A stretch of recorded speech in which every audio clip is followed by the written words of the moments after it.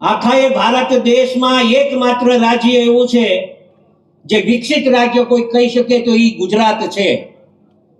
અને એ શું કામ છે? કેમ કે આપણા બે છે ને એને કેન્દ્રમાં બેઠા છે એ ગુજરાતીઓ છે.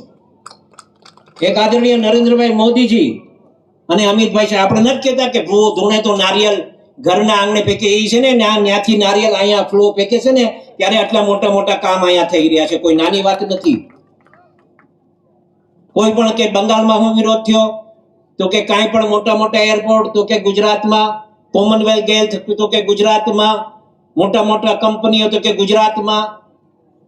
મિત્રો આ બધું નરેન્દ્રભાઈ મોદીજી ત્યાં બેઠા છે, અમિતભાઈ શાહ બેઠા છે, મનસુખભાઈ માંડવિયા બેઠા છે, આપણા ગુજરાતીઓ ત્યાં બેઠા છે. અને આપણી જવાબદારી વિશેષ ગુજરાતીઓની પણ બને છે કે આ મહાનગરોના જે ઇલેક્શન આવ્યા છે ને એમાં ઠોકી કાઢજો મિત્રો. જોતા જ ને આજુબાજુ કમળ જ્યાં દેખાય ના સિક્કો મારી દેજો.